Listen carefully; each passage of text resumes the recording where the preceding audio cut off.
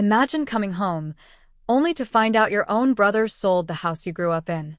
The place your parents left behind. The place filled with your childhood memories gone overnight. That's when I realized this wasn't just betrayal. It was war. When my phone rang that morning, I thought it was the wrong number. Ma'am, this is regarding the sale of your property.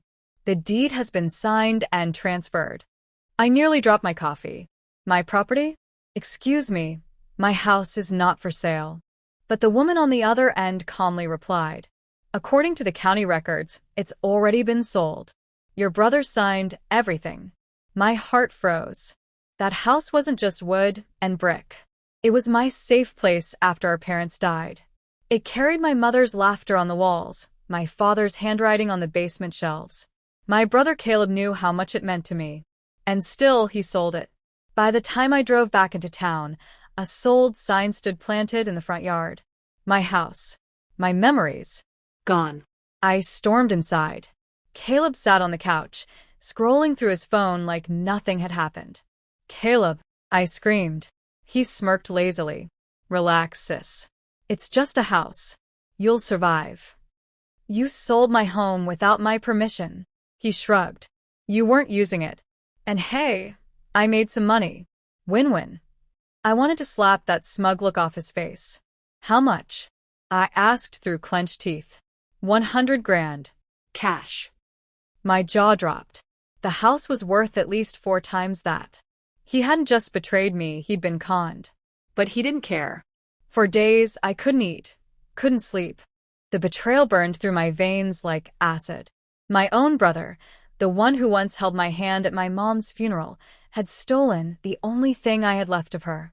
That's when I decided Caleb wasn't going to get away with it. If he thought he could cheat me, he was about to learn what it felt like to be destroyed. First, I gathered information. I tracked down the so-called buyer through county records. A shady man named Victor Ruiz. Cash deals, fast flips, always looking for desperate sellers. I visited him, pretending to be just the sister. Over whiskey at a local bar, Victor laughed. Your brother was so eager, I barely had to negotiate. Dumbest deal of my career, but hey, I'll take it. I smiled sweetly, hiding my rage. Enjoy the house while you can. He frowned. What's that supposed to mean? I didn't answer. Just sipped my drink. The seed of doubt was planted. Next, I went after Caleb. He thought he was smart, but I knew his weaknesses, his gambling, his women, his greed. I dug into his debts, the loan sharks breathing down his neck. Then I set the trap. I called him, pretending to forgive. Caleb, I overreacted. Maybe you were right. Maybe it's just a house. Let's meet. Let me buy you dinner. He sounded surprised but eager. Sure. About time you came to your senses. At dinner, I acted warm, supportive. You did what you had to do, I said softly. And now you've got cash. Maybe I can even help you invest it. His eyes lit up. Greed sparkled there. Exactly what I wanted. What kind of investment? He asked. I leaned closer. High return. Fast profit. But it needs upfront cash. I'll match whatever you put in. Double your money in 2 weeks. He swallowed the bait whole. 2 days later, Caleb handed me $50,000, half of what he made from my house. His hands shook as he passed the envelope across the table. This better be real, he muttered. Oh, it's real, I whispered. And it was. Real revenge.